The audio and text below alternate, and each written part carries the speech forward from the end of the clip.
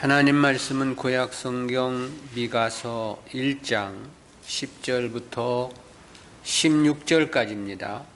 제가 봉독합니다. 가드에 고하지 말며 도무지 호곡하지 말지어다. 베들레아보라에서 티끌에 굴지어다.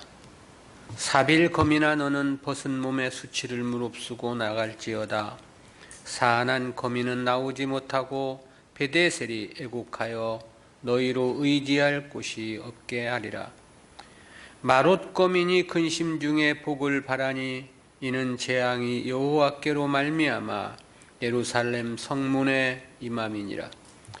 라기스 거민아 너는 준마의 병거를 메울지어다.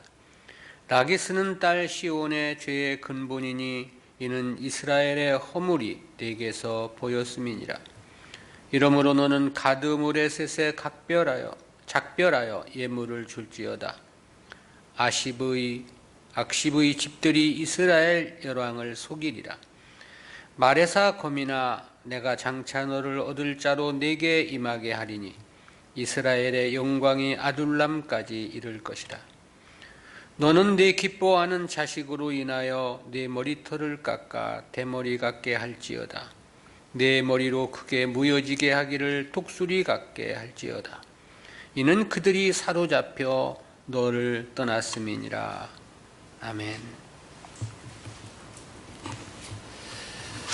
오늘은 미가서 제4강으로 남유다 심판에 묘사된 11개 성읍이라는 제목으로 말씀을 듣겠습니다. 앞선 내용 4절부터 9절은 남북 이스라엘 전체의 심판 총론이었습니다.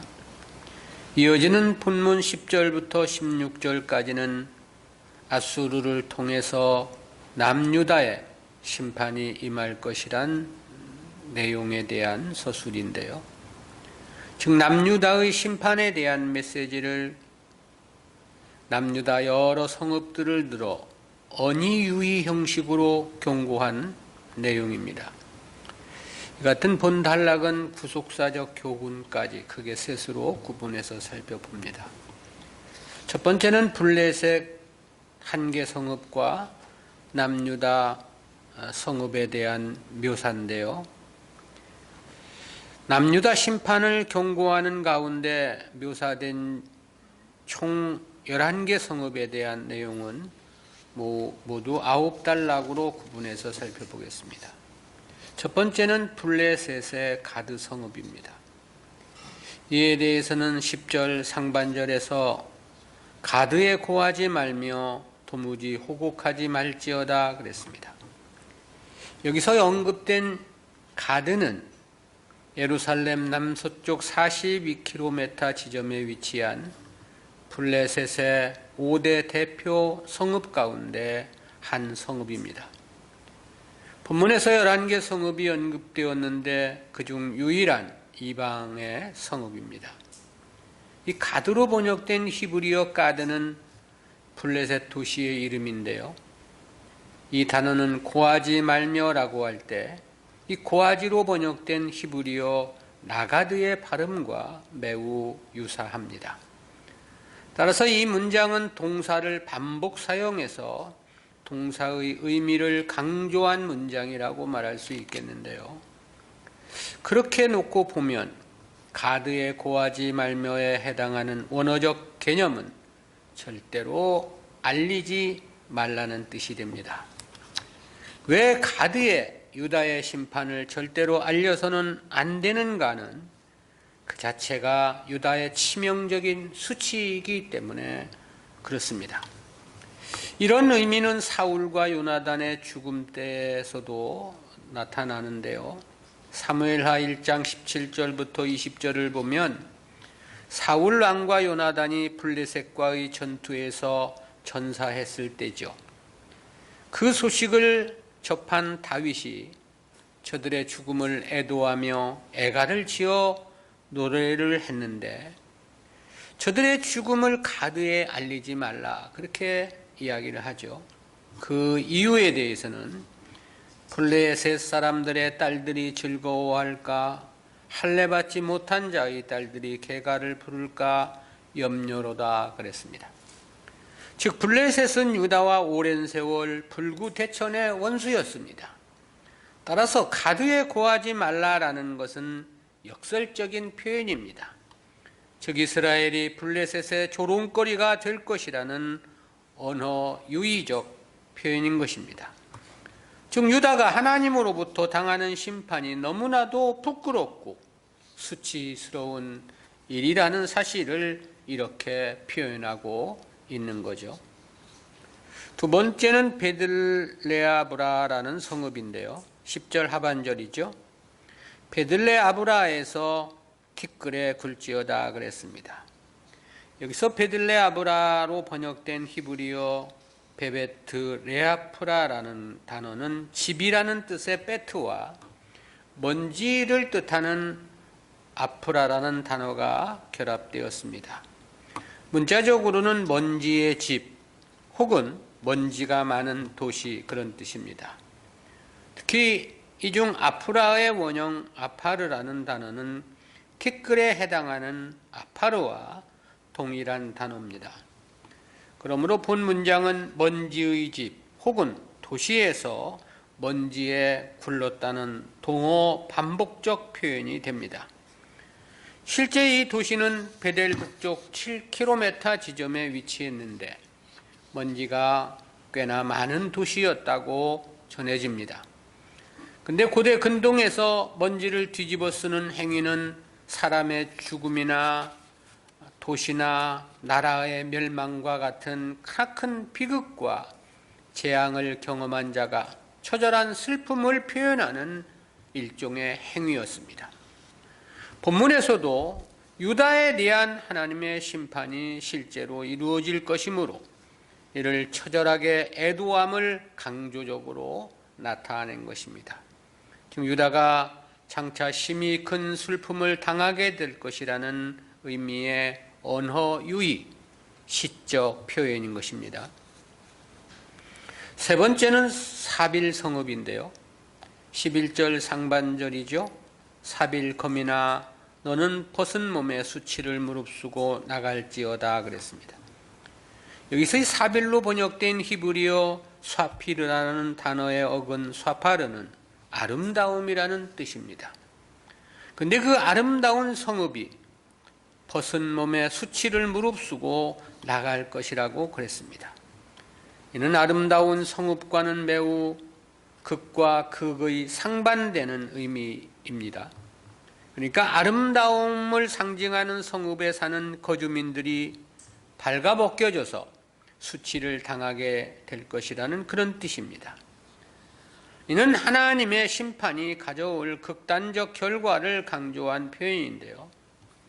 특히 여기서 이 벗은으로 번역된 히브리어 에르야라는 단어는 구약 성경에서 모두 6번밖에 사용되지 않은 단어입니다. 근데 모두 하나님께 불순종하다가 대적의 침입에 멸망당하는 예루살렘의 수치를 나타낼 때 사용이 되었습니다. 그렇다는 점에서 사빌 역시 특정한 성읍을 의미하는 것은 아닙니다. 심판을 당하기 이전 하나님의 택한 백성들의 아름다움과 영광스러운 면모를 강조하기 위한 표현입니다. 이곳은 블레셋의 아스돗 동남쪽 8km 지점에 위치한 성읍인데요. 아무튼 아름다운 성읍의 거주민이 벌거벗겨져 포로로 끌려간다고 하는 것은 그야말로 가장 참혹한 현실을 묘사함이라고 말할 수 있겠습니다. 성도라면 절대 이와 같은 하나님의 징계를 받는 어리석음을 범해서는 안 될 일이란 생각을 해보게 되고요. 아울러 이는 이 땅에서의 부끄러움만으로 끝나는 것은 결코 아닙니다. 하나님 나라에서도 영원토록 아쉬움과 안타까움으로 남아있을 것 역시 명백합니다. 이러한 삶은 주님의 은혜로 대속의 은혜로 구원을 받았다 하더라도 영광의 상급은 아무것도 받을 수 없을 것이기 때문에 그렇습니다. 네 번째는 사안한 성읍인데요. 11절 중반절에서 사안한 거민은 나오지 못하고 그랬습니다.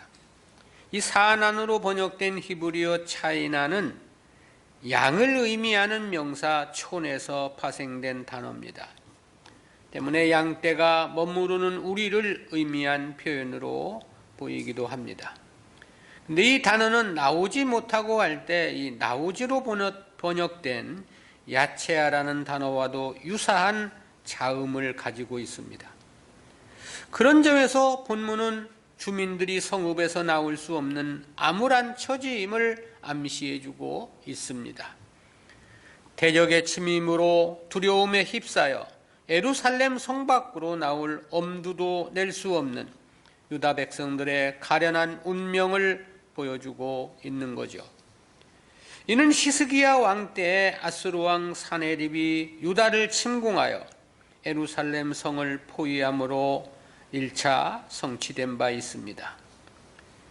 영국 런던에 있는 대형 박물관에는 사네립이 예루살렘 침공할 때의 상황을 묘사한 점토로 만든 각주가 전시되어 있다고 그러던데요. 근데 거기에는 사네립이 히스기야를 새장에 갇힌 새처럼 가두었다고 그렇게 기록되어 있다고 합니다. 그리고 그 예언이 최종적으로 성취된 때는 유다의 마지막 왕 시드기야 때라고 말할 수 있겠습니다. 그때 바벨론의 침공으로 예루살렘 성은 1년 6개월 동안이나 포위되어 있었습니다. 그때 성의 주민들은 꼼짝없이 갇힌 채로 살아갈 수밖에 없었죠. 설상가상으로 극한 기근까지 겹치는 재앙을 맞게 되죠.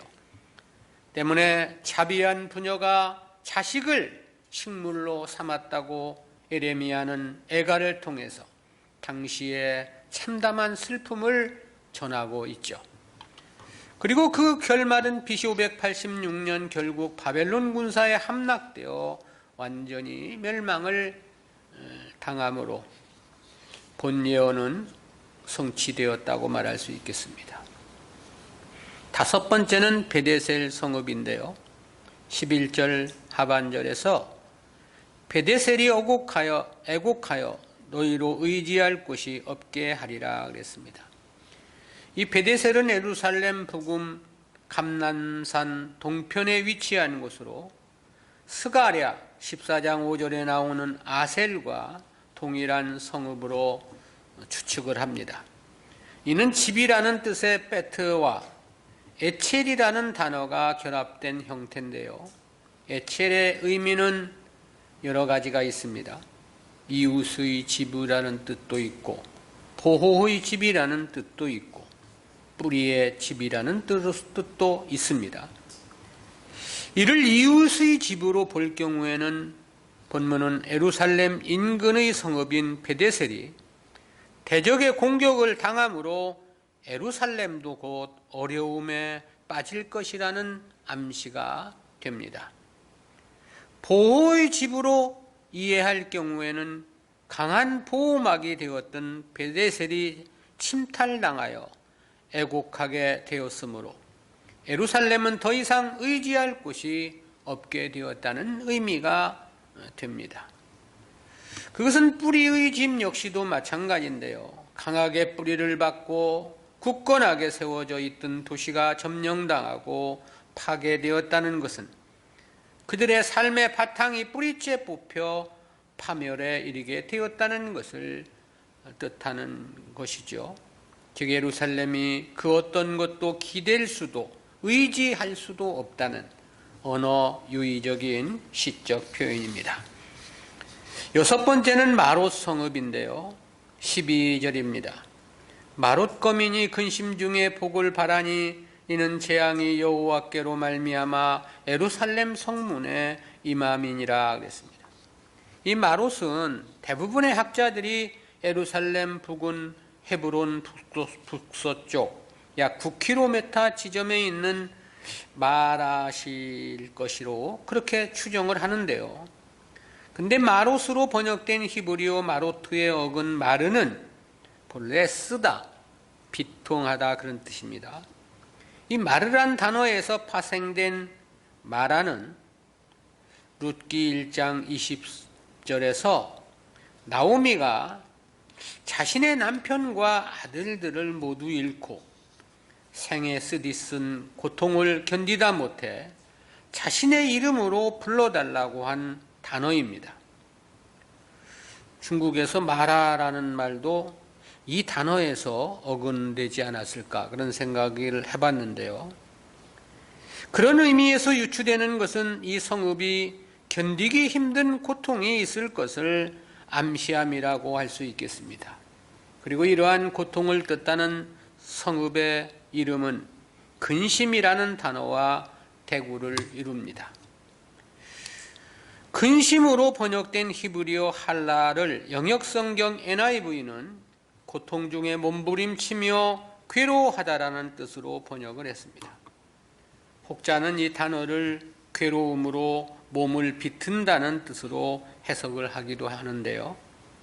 따라서 이는 고통이라는 이름의 성읍에 사는 주민들이 고통으로 말미암아 괴로워한다는 언어 유의로 볼 수 있겠습니다.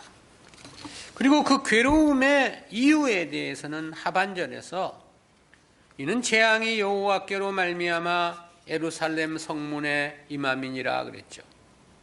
이 문장은 왜냐하면이라는 뜻의 접속사 키라는 단어로 시작을 합니다. 즉 이 단어가 상반절과 하반절을 이어주는 역할을 하는 건데요. 그렇다고 보면 저들이 극심한 고통을 당하는데 전혀 예루살렘의 도움을 입지 못하기 때문이라는 의미가 됩니다. 그것은 상반절에서 근심 중에 복을 바란다고 하면서도 하반절에서는 예루살렘에 임한 하나님의 재앙을 이야기하고 있기 때문입니다. 그렇다는 측면에서 보면 그동안 역사 속에서 마롯 주민들은 많은 위기가 있었지만 그때마다 예루살렘의 적극적인 도움을 받았던 것으로 보입니다.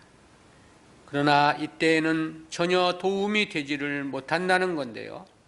그것은 도리어 예루살렘이 하나님으로부터 더 큰 재앙을 받았기 때문인 거죠.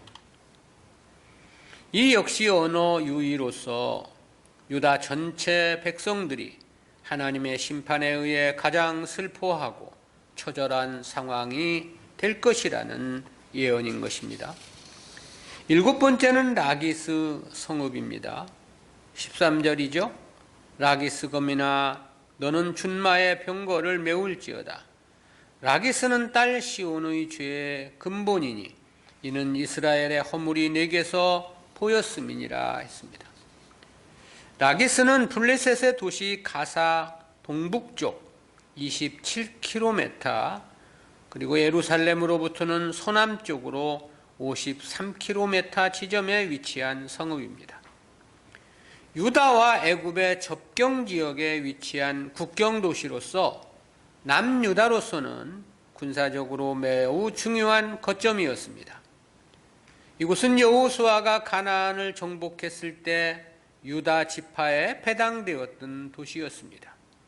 그런데 BC 701년 아수르 왕 사네립에 의해서 점령되어 도리어 예루살렘 공격을 위한 본거지가 되고 말았습니다. 또 이곳은 바벨론 왕 느부갓네살이 쳐들어왔을 때 남유다가 완전히 멸망하기 직전 최후까지 함락되지 않은 몇 안 되는 성읍 중 하나로 소개되기도 하는데요. 이 라기스로 번역된 히브리어 라퀴시는 정복할 수 없는이라는 문자적인 의미를 갖습니다. 따라서 본문은 정복될 수 없는 성읍이 정복될 것이라는 그런 의미를 나타내는 겁니다. 그러면서도 이 단어는 준마로 번역된 레퀴시라는 단어와 거의 유사한 발음의 철자로 이루어졌습니다. 그러므로 이 역시 준마의 성읍에 준마와 병거를 준비하라는 언어 유의를 통한 조롱의 의미를 담고 있습니다. 준마는 그 시대 강력한 군사력 확대의 일환으로 애굽에서 수입된 것이었습니다. 그러나 라기스에 집합된 준마는 이스라엘의 안전을 보장해 주지 못할 것이라는 뜻인 거죠. 오히려 야반 도주의 수단으로 전락할 것이라는 의미입니다. 병거를 메우라는 것이 전투를 위함이 아니라 도주를 위한 목적의 표현이기 때문입니다. 그리고 그 이유에 대해서는 하반절에서 라게스는 딸 시온의 죄의 근본이니 이는 이스라엘의 허물이 내게서 보였음이니라 그랬습니다. 즉 라기스가 예루살렘의 타락을 주도했던 죄악의 근원이라는 지적인데요. 그 이유는 라기스가 애굽의 세속문물과 우상 그리고 전쟁용 준마들을 수입하는 관문이었던 까닭에 지적된 말씀으로 보입니다. 즉 유다 백성들의 신앙의 정결을 더럽히는 창구 역할을 이곳 라기스가 했다, 그런 뜻이 되겠는데요. 따라서 라기스가 하나님의 심판을 결코 피할 수 없을 것이라는 뜻에서 하신 말씀인 거죠. 그리고 이는 BC 701년 아수르 왕 사네립의 침공으로 성취되었습니다. 여덟 번째는 가드 모레셋과 악십입니다. 이에 대해서는 14절에서 이러므로 너는 가드 모레셋에 작별하는 예물을 줄지어다. 악십의 집들이 이스라엘 열왕을 속이리라 그랬습니다. 이곳 가드 모레셋은 본서의 저자 미가의 고향이기도 합니다. 이에 대한 지정학적인 의미는 우리가 1절을 말씀을 들을 때 간략히 살펴봤습니다. 그런데 본문에서는 이곳에 작별하는 예물을 줄지니라 그랬습니다. 여기서 예물로 번역된 히브리어 실로힘이라는 단어는 신부의 결혼 지찬금을 가리키는 단어입니다. 그렇다는 측면에서 보면 이는 유다를 아버지로 가드 모레셋을 시집가는 딸로 설정하여 딸에게 지창금을 주어 보내라는 내용으로 이해할 수 있겠는데요. 하지만 문맥을 보면 그게 아니고 그와는 정반대입니다.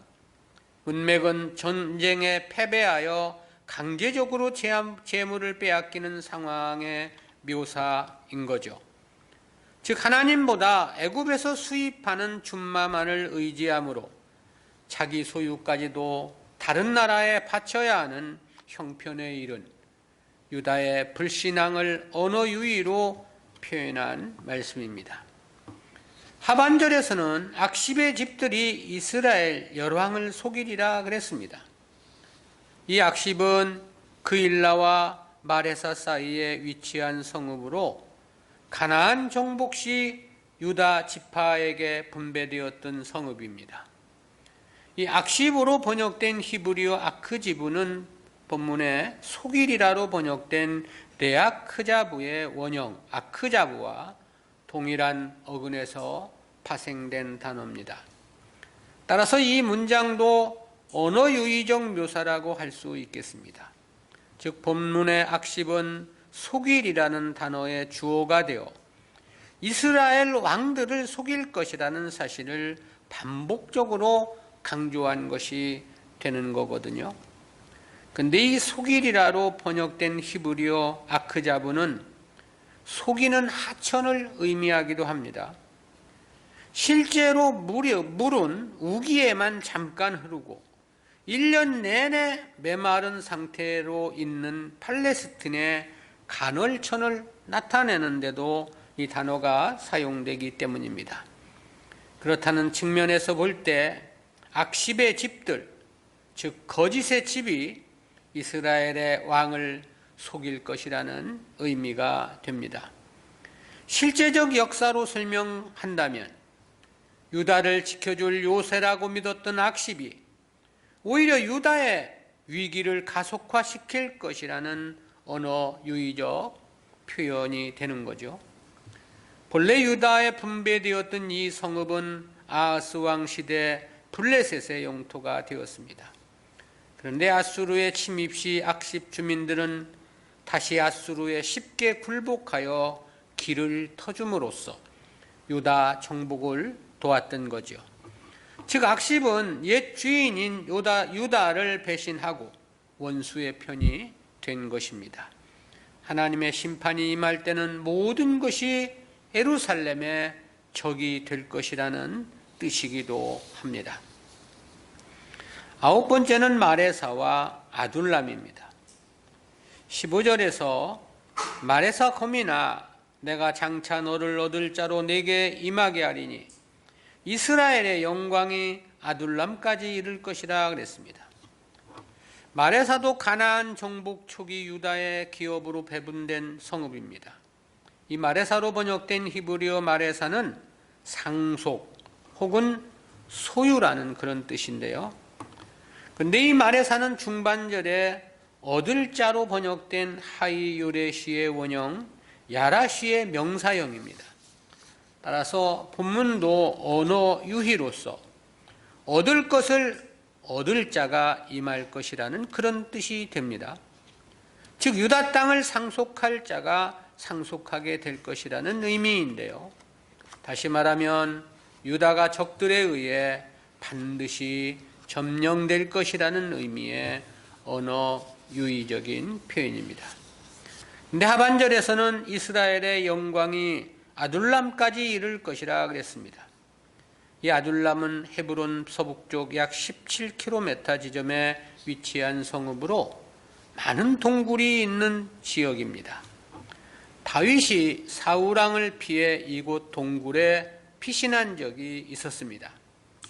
따라서 이는 유다의 지도자들과 귀족들이 성읍과 백성들을 버리고 자신들의 목숨을 구하기 급급해서 동굴 속으로 피하는 비참한 신세가 될 것이라는 언어 유의입니다. 실제 유다가 멸망할 당시 시드기야 왕은 예루살렘 성이 함락되자 샘문을 통하여 성을 빠져나와 아라바까지 도주를 했지요.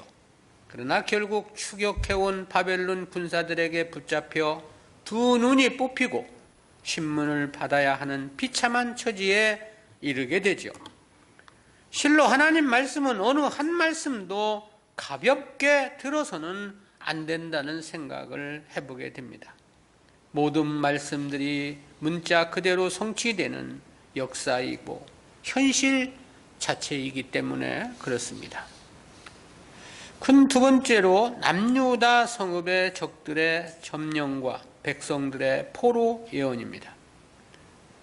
남유다의 멸망을 선포한 16절은 그 내용이 셋으로 요약이 됩니다. 첫째는 16절 상반절에서 너는 내 기뻐하는 자식으로 인하여 내 머리털을 깎아 대머리 같게 할지어다 그랬습니다. 여기서 너는 이라는 말은 남왕국 유다를 가리키죠. 그리고 기뻐하는 자식은 남유다의 백성들을 지칭한 표현입니다. 그런데 내 머리털을 깎아 대머리 같게 할지어다 라고 했는데요.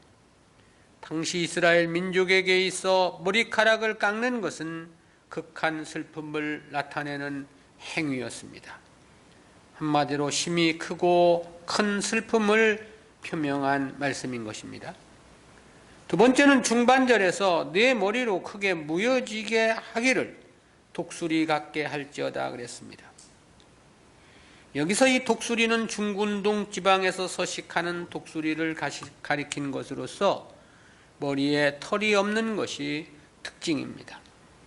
따라서 이는 슬픔의 중복으로 가장 처참하고 참담한 슬픔을 묘사한 하나의 비유입니다.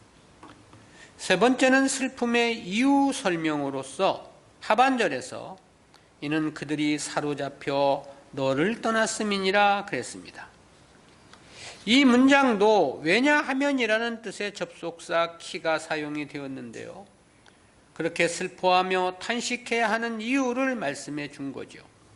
즉 슬픔의 원인으로 유다 백성들이 이방의 포로로 잡혀가게 될 것이기 때문임을 밝히신 것입니다. 이러한 예언은 1차적으로 BC 710년 아수르의 사네립의 침략으로 1차 성취가 되었고요. 또한 BC 605년에는 바벨론 제1차 포로가 있었고 BC 597년에 제2차 포로가 있었지요. 그리고 최종적으로 BC 586년 제3차 바벨론 침공으로 온전히 성취되었습니다. 하나님의 말씀의 엄중함을 다시 한번 생각하게 하는 대목이기도 합니다. 우리는 이와 같은 말씀을 통해서 두 가지 구속사적인 교훈을 생각해 봅니다. 첫째는 하나님 말씀 불순종의 결과는 오직 수치뿐이라는 교훈입니다. 믿든 믿지 않든 결과는 그렇습니다. 그것은 10절과 11절 말씀을 통해서 생각해 보는 교훈입니다. 10절에서는 가드에 고하지 말며 도무지 호곡하지 말지어다 그랬습니다. 이는 사울 왕과 그 아들 요나단이 블레셋과의 전투에서 전사했을 때 다윗의 애가와 같은 의미라고 그랬죠. 당시 다윗이 가드에 고하지 말라 했던 이유는 사무엘하 1장 20절에서 블레셋 사람들의 딸들이 즐거워할까, 할례받지 못한 자의 딸들이 개가를 부를까 염려로다라고 이야기했습니다. 즉 하나님을 배신하고 불순종한 유다가 당할 처절한 수치를 표명함이었던 거죠. 11절 상반절에서는 사빌검이나 너는 벗은 몸의 수치를 무릅쓰고 나갈지어다 그랬습니다. 이는 아름답다는 성읍에 사는 거주민들이 발가벗겨져서 수치를 당하게 된다는 뜻이라고 그랬습니다. 실로 이방에 포로되어 발가벗겨져 끌려가게 된다면 그보다 더한 수치는 없을 것이라는 생각을 해봅니다. 다시 말하면은 하나님의 뜻의 불순종은 필연적으로 그 결과가 참혹한 수치뿐이라는 그런 교훈입니다. 이러한 원리에 대해서 주님께서도 그렇게 말씀하신 바 있죠. 마태복음 5장 13절입니다. 너희는 세상의 소금이니 소금이 만일 그 맛을 잃으면 무엇으로 짜게 하리요? 후에는 아무 쓸데없어 다만 밖에 버리고 사람에게 밟힐 뿐이니라. 이 당시 일반인들이 사용했던 소금은 대부분이 산에서 캐는 암염이었습니다. 때문에 이물질이 섞이게 되면 소금으로서의 기능은 상실할 수밖에 없었습니다.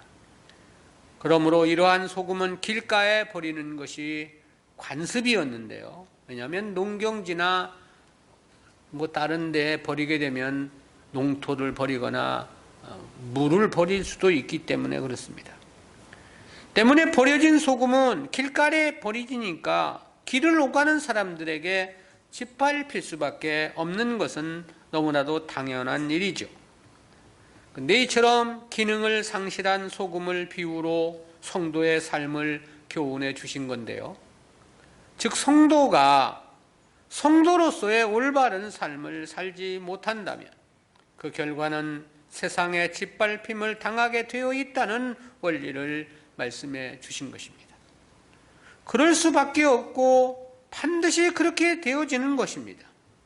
그것은 하나님은 사랑하는 자기 백성들이 잘못할 경우 반드시 징계를 하시기 때문에 그런데요. 그 목적은 하늘의 찬란한 영화와 영광스러운 기업을 주시기를 원하시기 때문에 그렇습니다.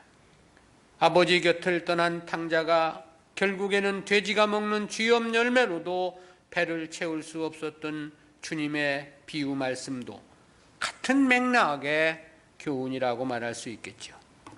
성도가 어떻게 하든 하나님의 뜻대로 살아야만 하는 이유입니다. 모든 수단을 강구하여 주님 기뻐하시는 일에 매진을 해야 합니다. 성도가 성도로서의 제 역할을 바르게 감당하지 않는다면 결국 당하는 것은 수치, 모멸뿐일 것이기 때문에 그렇습니다. 두 번째는 하나님이 외면하시면 천만 가지 수단이 다 무용하다는 교훈입니다. 그것은 본문에서 사용된 다양한 언어 유희를 통해서 깨닫게 되는 교훈입니다. 11절 중반절에서는 사안한 고민은 나오지 못하고 그랬죠. 이는 양떼들이 우리로부터 나오지 못할 것이라는 뜻으로 대적의 침입으로 인해 두려움에 휩싸인 유다 백성의 가련한 운명을 나타냄이라고 말했습니다.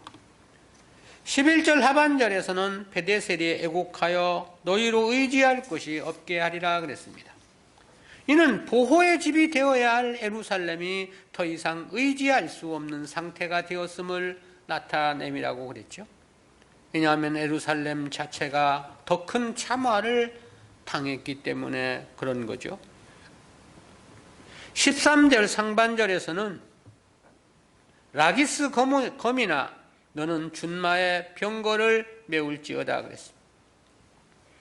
강력한 전쟁의 무기로서 애굽에서 수입한 말을 가리킴이라고 그랬죠. 그런데 그 준마가 전혀 도움이 되지 못하고 도리어 야반 도주의 수단으로 전락할 것이라는 그런 표현입니다. 14절 하반절에서는 악십의 집들이 이스라엘 열왕을 속이리라 그랬습니다.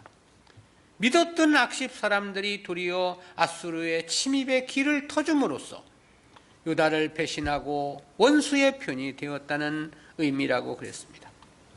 한마디로 말하면 하나님께로부터 버려짐을 당하니까 1000가지 계략, 10,000가지 방법이 다 무용했다는 그런 뜻입니다. 역시 성도는 절대 하나님을 떠나서 살 수 없는 것입니다. 물고기가 물을 떠날 수 없는 이치와 같은 거고요. 나무가 흙에서 뿌리를 들 수 없는 원리와도 같은 것입니다. 성도가 하나님으로부터 버림을 당하게 된다면 50,000가지 모든 것이 다 무용한 것이 될 뿐이기 때문입니다. 10,000,000가지 모든 것이 다 원수만 될 뿐인 까닭입니다. 아모스 선지자는 북이스라엘의 심판을 경고하며 그렇게 예언한 바가 있었죠. 아모스서 5장 19절입니다. 마치 사람이 사자를 피하다가 곰을 만나거나 혹 집에 들어가서 손을 벽에 대었다가 뱀에게 물림 같도다. 어떤 사람이 사자를 만나 주랭랑을 치다가 구사일생 겨우 사자를 피했다는 거죠. 근데 피하자마자 곧바로 다시 곰을 만났다는 것입니다. 그래서 죽기 살기 천신만고 끝에 또 겨우 곰을 피했고 집에 도착해서 안숨에 한숨을 내쉬는 찰나 집안에서 뱀에게 물려 죽게 되었다. 이는 절대 하나님의 심판을 피할 수 없다는 진퇴유곡의 절망을 비유하신 말씀입니다. 본문의 전체적인 내용도 모두 이와 비슷한 표현들입니다. 하나님이 외면하시면 우리 주변 모든 것들은 다 함정이고 올무가 되는 것입니다. 하나님으로부터 버려지면 100,000가지, 10,000,000가지 모든 수단, 방법들이 무용하다는 진리인 것입니다. 오늘날은 구약시대와 달리 대속이 완성된 은혜의 시대이기에 즉각 하나님의 징계가 임하지 않을 뿐이지 실제 원리는 동일한 것입니다. 오늘 아무런 일이 없다 해서 결과까지 아무렇지 않은 것은 아니다 이 말입니다. 차라리 즉각 징계와 책벌이 있다면 회개라도 빨리 할 수 있을 것인데요. 그런데 하나님의 오래 참으심이 계속되니 깨달음까지 없는 것이 더욱더 무서운 일인지도 모릅니다.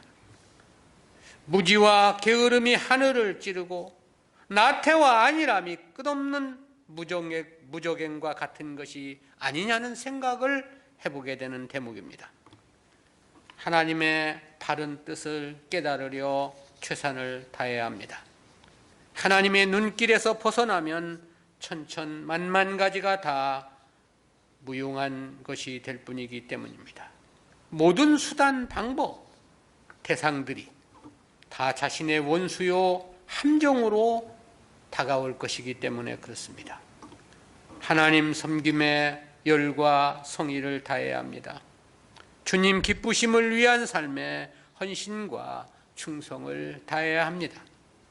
거기에는 반대로 찬란한 하늘의 영광, 무궁한 영생의 기업이 약속되어 있기 때문에 그렇습니다.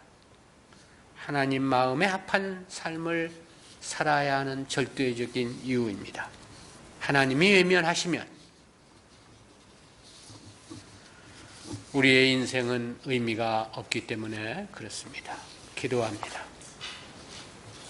사랑의 하나님 은혜 감사합니다. 오늘도 남유다의 심판을 예언하는 말씀 속에서 우리에게 귀한 교훈 깨닫게 해주심 진실로 감사합니다. 하나님 말씀의 불순종이 남쪽 유다에 어떠한 결과를 가져다 줄 것인가를 예언하시고 그 예언이 어떻게 역사 속에서 성취되었는가를 하나님은 우리에게 똑똑히 보여주셨습니다. 주여, 저희들이 어떠한 방법, 수단을 동원해서라도 하나님 말씀에 순종하는 삶이기를 간절히 사모하고 원하오니 주여 도와주셔서 하나님 뜻에 합당한 삶으로 인생을 승리하는 저희들 되어질 수 있도록 인도해 주시며 축복해 주시옵소서. 감사드리옵고 예수님의 이름으로 기도드리옵나이다. 아멘.